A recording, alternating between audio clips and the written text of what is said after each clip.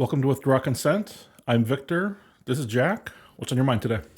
Okay, so today I'm going to argue that there's no such thing as a climate change denier. Okay. Okay? I saw this. There's a couple times that I've watched Joe Rogan and it's been absurd, and I watched this one episode and it was old. And I watched it a long time ago. It just affected me. And Candace Owens says something about climate change not being real or something. And he just goes off on her. Like he really mistreats her. There's only two times I've seen him mistreat. It was Candace Owens over climate change, and I seen him mistreat Steven Crowder over marijuana. Oh. Because he's a real big fan. And I was so furious watching this thing because there's just a couple of quick arguments we can make really quick. Okay. So no human beings that I've ever heard of on the entire planet deny climate change. Okay. Don't do the little joke where you say climate changes 4 times every year. Okay, whatever. That's a joke. But the deal is this. Do you believe that there are not ice ages and periodic climate change? And I've never found anyone in my life. There's no like flat earther for that. Okay. So everybody believes in climate change. Is humankind adversely affecting the climate? 100% of people have to agree that man has an adverse effect on the climate. Okay. There's a Texas-sized plastic thing floating in the Pacific Ocean. If you've ever been to Salt Lake City, they built all their oil refineries in the city. So it's like one haze fest, And they're working on fixing it. But like if you've been to LA, it's terrible, Okay. And so that's it. That's the argument. You're trying to say you're a climate change denier. Well, no, the climate is changing. Well, man is adversely affecting it. Yeah, man is adversely affecting it. The only thing we're talking about here is how adverse is that effect, right? Okay. Because some people say it's so adverse that tomorrow the planet will be destroyed. Right. And some people say it's very adverse and 20 years from now the planet will be destroyed. Some people say 100 years. They're just arguing. And then the question is, the other thing that people argue about is what do we do to positively affect climate change? And what do we stop doing that's negatively affect? And then we have different things. So let's just have a discussion right now about a few of those things. Okay. So let's talk recycling. Okay. Aluminum cans, good idea, bad idea? Like, is it good to have them or recycle them? To recycle them. Well, sure. I mean, if you've got a convenient enough way, but I don't go out of my way.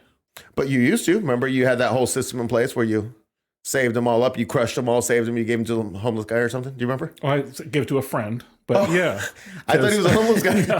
I thought you had some. Okay. At one point I did. There was a guy that would look through the Okay. dumpster, and if I met him at the right time, I would bring out a bag of cans for him. Right. I'm doing that to be nice to someone, not because I think it makes one bit of difference to anything. Okay, well, I think aluminum cans recycling is efficient. Okay. Because you can break them down, you can melt them, you can remake aluminum cans. Okay. Let's talk plastic. Let's do plastic. Okay. Have you ever melted plastic? No. Do you think they're recycling plastic? Well, they send it to China, and they're hoping they're doing something with it. Yes, send our plastic. China is not recycling plastic. I mean, I don't know if you recall the story, but Canada was paying the Philippines, do you remember, to recycle their stuff. Okay. And at one point, the commander-in-chief of the Philippines said, if you send one more boat of recyclables, I will declare war on Canada. Like, if you think that recycling plastic, if you want to go invent the way to do it, do it. Yeah, please. Do it. And then we'll recycle all the plastic. But if you pretend like your plastic milk carton is getting recycled, you're deceiving yourself. Okay. It's not a real thing. So if we could stop lying about recycling plastic, we could say, let's use less plastic. Okay. It's a literal thing we could talk about. There's all this thing with them finding like the plastics in the human beings, that's a little bit disturbing. Why not thinking about moving away from plastic? But we don't need to, because we can make plastic with fossil fuels and then we can recycle it. Do you know what I'm saying? But why can't we just have this conversation? You know? And then there's we could do the wind turbines. Yes. Right? So how long does a wind turbine last? I believe the expected life is around 20, 23 years, somewhere in that area. And then how long does it take to recapture the amount of fossil fuels it takes to make the wind turbine? Right about the same amount of time. Okay. I think it barely breaks even. Okay, it barely breaks even. So you're saying if we we'll say outside, we'll say it lasts 23 years and it pays itself off in 20 years. Okay, We're yeah, just going to okay, say that sure. to be just really nice. So you're going to take the 20 years of energy it's going to produce in the first 20 years, and you're going to fuel inject that right into the atmosphere Right up front. Yeah. on the upfront. So that 20 years later, you can get 3 years of energy. Right. But it's free. But see, the problem is, see, there's a trick going on here. You can't talk about either of these things I've talked about, the plastics or the wind. Why? Because you're a climate change denier. No, we're not. We're not. Climate's changing. Man is adversely affecting climate. We should do good, reasonable things. Yeah. Like aluminum cans is a thing we could do. Moving away from plastic is a good thing. Stop putting wind turbines up. That would be a good thing. Now, if you could make a way to more efficiently produce them so they take less fossil fuels to produce, or increase their longevity so that they would actually be effective, we could talk about it. Or we could just get rid of the irrational fear of nuclear power plants and just solve all the problems right there. Because, okay, so yeah. And then that's another scam they're doing. Right. They're saying that how much nuclear waste does it create? Do you know the number? I don't know the number. It's one soda can, one small aluminum soda can of nuclear waste to power your entire life from birth to death. Wow. That's how efficient they are. And still, we don't want the nuclear waste, just to be honest. You know? But it used to be it took a lot of nuclear waste, and then they've got the problems with it. Nuclear is the way to go right now. But I want to talk about something else. Okay. Human innovation. Have we heard of this? I've heard it here and there. Yeah. Do you remember when the guy, was it Malthus? I forget. And he predicted that we were going to run out of food. Do you remember this? No, I don't. Okay. So he basically created a model, and it has a whole name. I'm sorry. I should have looked it up. But he has a whole model. And this was hundreds of years ago, like 150 years ago or something. I think it was 19th century. And he predicted a model and said, here's the rate of human expansion. Here's the rate of food supply. And we're going to all die here. He was correct. We were all going to run out of food then. If the humans continued producing humans, which they did, and the food supply remained the same. But he's taking a uniformitarian food supply and saying it will always be as it is now. And not predicting changes in process. It's not going to be. Like they're trying to fire up fusion right now, Yeah. And we're still building the wind towers, the atrocious wind towers, So what I'm saying is, okay, an inconvenient truth came out. Right? Okay. Al Gore did it.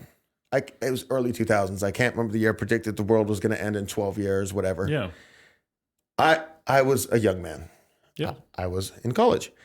I believed it 100%. Wow. Hook, line, and sinker. I didn't see any contrary data, and I was like, man, I need to start riding a bicycle. Yeah. You know what I mean? Like, okay. That was because I was idealistic and naive, and that's a beautiful part of human being. So I'm not talking bad if you feel like that. But the problem is, like, if you're, say, 20 and you're watching this video and you're like, oh, the world's going to end in 12 years. Okay, well, I've already been through that, and it didn't end, because now we're 20-something years later, and the official narrative is the reason why the things in Inconvenient Truth didn't come true is because there was a 15-year gap where there was no climate change. It's completely inexplicable, but at the end of the 15 years, it then started the 12-year countdown after having no climate change for 15 years. Sorry, but just... Don't buy it. Yeah. So what I'm saying is, when they're talking about the world's not uniform, so don't go with uniformitarianism and deny the future existence of human innovation. But you would make the same mistake on the other side if you just went catastrophist and just say, hey, it's going to be a catastrophe, like we're heading towards doom.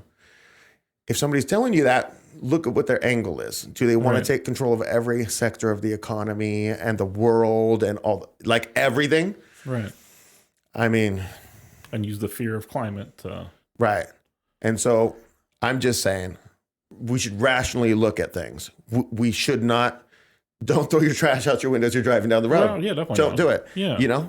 Be a good steward of your planet, As being a little bit older than you, like growing up, I remember acid rain being a thing, hole in the ozone layer, global warming from Al Gore in the 90s. The ozone layer, I forgot. Yeah, Yeah. that was the thing. That was a huge The thing. aerosols. Yeah, it was like if you use hairspray in the hairspray. 80s, you were killing the planet. Or there was something to like recharge your air conditioner back then, and that Oh, was the Freon or Freon. something. Yeah. Okay. And yeah, it was all this crazy stuff, and it's never even mentioned anymore. And even the the global warming became climate change. And back then in the 90s, it was 2015 was the year we had before everyone was going to be gone. And I remember 2000, I believe it was 2006 when Al Gore bought beachfront property. I'm like, he doesn't even believe his own like deadline that the sea levels are going to rise and all this. And anyway, it's just there's always a new fear. Yeah, and another thing I would say is that insurance companies like to make money. Insurance company wouldn't be insuring Al Gore's home if what Al Gore was saying was true.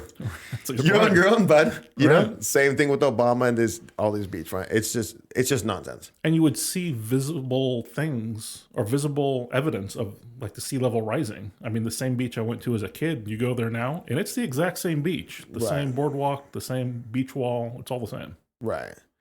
And if you take a particular storm and try to extrapolate an entire trend from a particular storm. So somebody will say there'll be like a heat wave and they'll be like, it's true. It's an anomaly. Right. Yeah. And there are, so I'm just saying, I encourage you to rationally think about this and to use these same principles of thinking in other things as well. Yeah, totally. Like don't get taken in.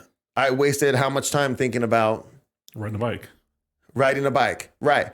And still it led, like I still think about, being responsible, and things we can do and stuff like that. But you don't got to go crazy about it. And don't definitely give them the keys to the castle. The bad guys, give the bad guys the key to the castle because they tell you there's an impending doom. Right.